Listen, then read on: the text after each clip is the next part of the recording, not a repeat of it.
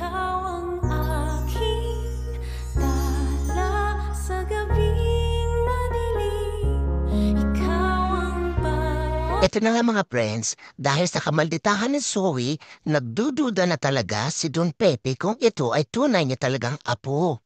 Samantalang si Lynette naman ay pinipilit ni Carlos na magkaroon sila ng sariling baby. Para mapatunayan ni Don Pepe na tama ang kanyang kutob, siya ay kumuha ng samples galing kay Zoe at siya ay nagpa-DNA. Sabi ni Lynette, ayaw niya nang magka-baby kasi matanda na sila. Subalit natapwat, sinabi ni Carlos na pwede pa naman at maraming nanganganak sa edad niya na wala namang problema. Ito na nga ang resulta ng DNA ni Don Pepe at si Annalyn. Napatunayan niya na talagang apo niya si Annalyn. Kaya naman tuwang-tuwa ang matanda. At syempre tulad ng inaasahan, ang DNA ni Zoe ay negative. Bagay na ikinalungkot din ng matanda dahil alam niyang niloko sila ni Moira.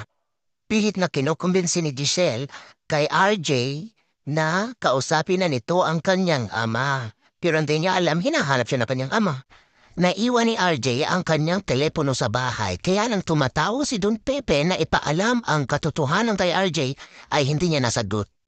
Kaya si Manang Nelia na lang ang sumagot at sinabing wala si RJ sa bahay. Nagpasya si Don Pepe na harapin si Moira dahil gusto niyang malaman kung ano ang katotohanan at kung sino ang tunay na ama ni Zoe. Tinawagan niya muna si Annalyn at sinabi magkikita sila doon sa hotel sa restaurant sa hotel. Sa paglabas ni Don Pepe ay nakasalubong niya ngayon si Zoe. At pinanong ni Zoe bakit nagmamadali si Don Pepe. Napilitan si Don Pepe na ipagtapat kay Zoe. Siyempre naman si Zoe hindi siya mag-aamin. Nagkunwa-kunyari pa ang maldita na kunwari ay hindi niya alam ang katotohanan, hindi siya anak ni RJ. Drama? Nang makaalis si Don Pepe para harapin si Moira, tinawagan ni Zoe ang kanyang ina upang ipaalam dito na darating si Don Pepe sa kanyang hotel. Sinabi ni Zoe sa kanyang ina na alam na ni Don Pepe ang kanilang sekreto. Nagulantang ngayon ang Moira, siyempre takot na takot. Nagpanik si Zoe, hindi alam kung anong gagawin. Ano daw ang kanilang gagawin, sabi sa kanyang ina, dahil alam na ng kanyang lolo kung ang katotohanan. Siyempre, sanay dyan si Moira, diba? Kaya tatakas na lang siya.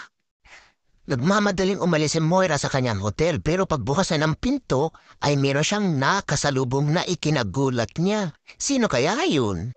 Abangam ang susunod na kabanata at malaman kung sino ang dumating.